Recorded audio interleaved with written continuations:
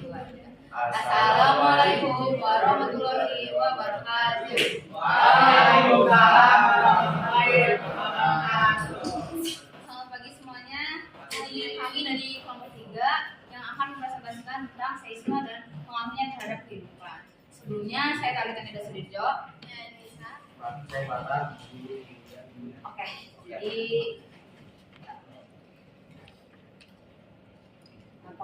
pertama ada pengertian seisme yang akan dijelaskan oleh Fatah. Pengertian seisme merupakan guncangan secara tiba-tiba yang disebut juga dengan gempa bumi.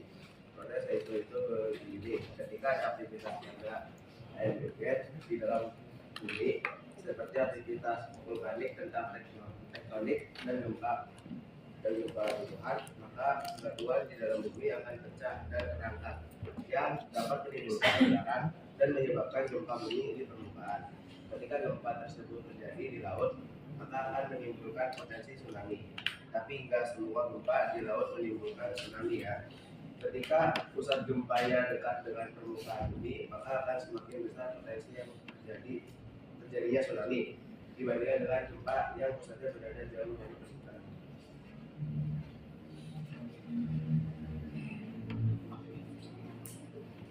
Jadi adalah contoh gambar seisme. Nah, di situ penyebab seisme dijelaskan oleh Fatah juga. Penyebab seisme sesuai dengan pengertian seisme bahwa ada tekanan yang terjadi di dalam bumi sehingga muncul getaran pada permukaan bumi. Nah, penyebab terjadinya seisme bisa bermacam-macam. Ada yang berasal dari tenaga tektonik, aktivitas vulkanik, dan gempa runtuhan. Yang pertama adalah tenaga tektonik. Seisme akan terjadi akibat adanya tenaga tektonik di dalam litosfer. Jam kedua telah selesai. Saatnya memasuki jam ketiga. Salah satu contohnya yang terjadi pada tsunami Samudra Hindia dan gempa tektonik di Chile pada 1960. Aktivitas vulkanik. Penyebab yang kedua oleh aktivitas vulkanik atau gunung berapi. Jadi sebelum erupsi atau saat bersamaan dengan erupsi akan terjadi gempa getaran akibat aktivitas ini. Juga dirasakan oleh daerah yang cukup luas. Contoh yang terjadi pada gempa vulkanik di Krakatau di Filipina tahun 1991.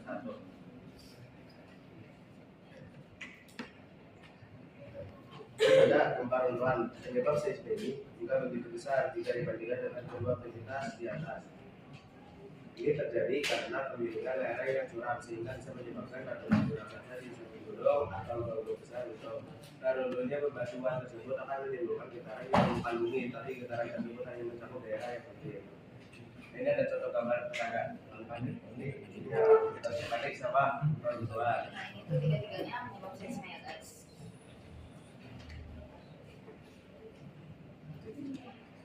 Terus ada dampak positif dan negatif dari gelombang seisme. Dampak negatif dari gelombang seisme bisa kita lihat dari kasus tsunami Samudra Hindia, khususnya di Aceh.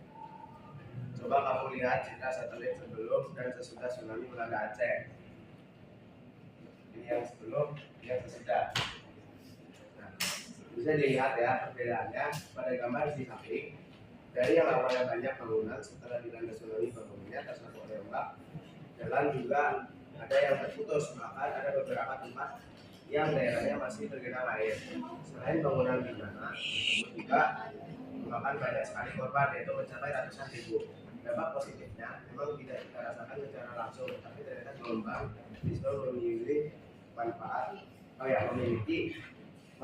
yaitu dikhususkan untuk mengetahui jenis mineral yang ada di dalam bumi karena saat proses seisme ketika aktivitas tenaga endogen bergeser batuan yang mengandung mineral untuk bahan tambang ke lapisan bumi, maka penambangan akan mendapatkan batuan mineral tersebut.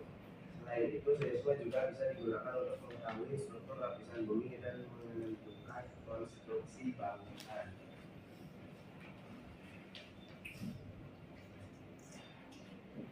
Istilah seisme itu yang satu, pertama seisme adalah getaran yang terjadi di permukaan bumi, biasanya disebabkan oleh pergerakan lempeng bumi atau gerak bumi. Yang kedua seismologi. Seismologi adalah cabang ilmu terus yang ketiga tsunami, yang keempat hipocentrum, yang kelima epicentrum. Terus yang keenam ada isoseista, yang ketujuh homoseista, yang delapan seismograf, 9 seismograf, 10 pleistoseista.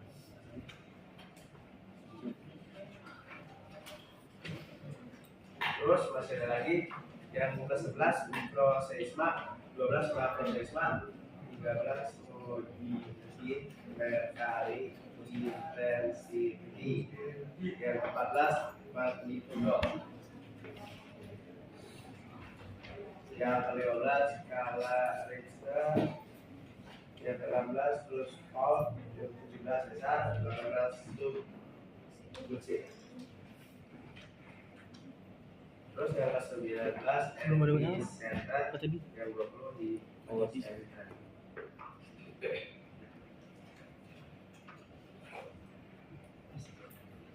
Jadi jenis gempa bumi. Yang pertama ada gempa bumi ultramikro, yang kedua gempa bumi mikro, yang ketiga gempa bumi kecil, yang keempat gempa bumi sedang.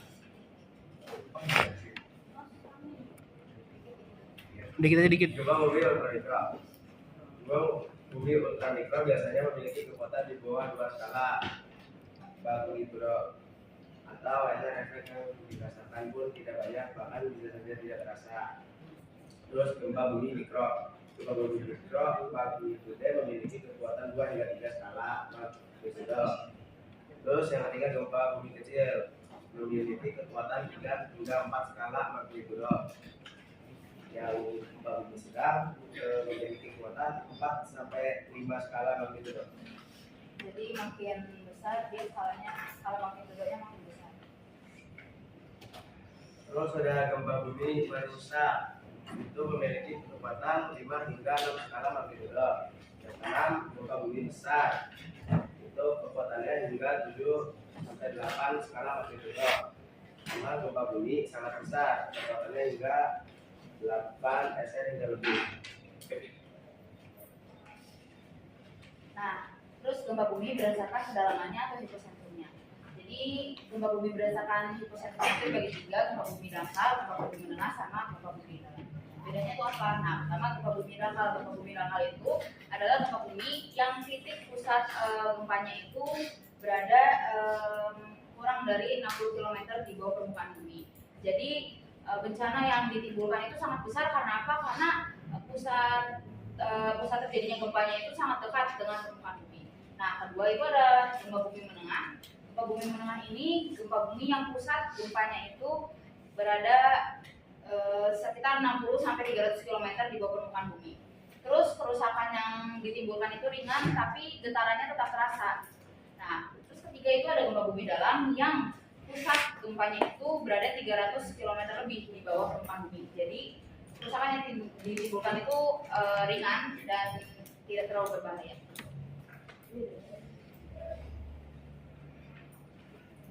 Lalu ada gempa bumi berdasarkan letak epicentrum.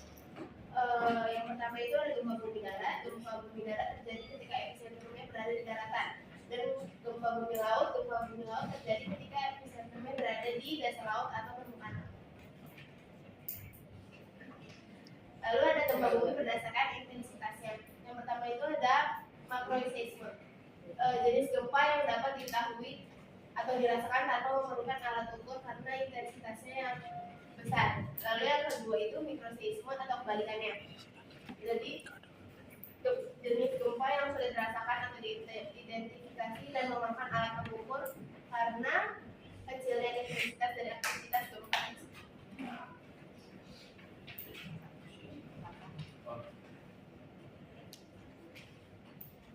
Gempa bumi berdasarkan perinciannya. Yang pertama adalah gempa bumi tektonik. Gempa bumi tektonik adalah gempa bumi yang disebabkan oleh pergeseran dan dengan plat tektonik di lapisan litosfer.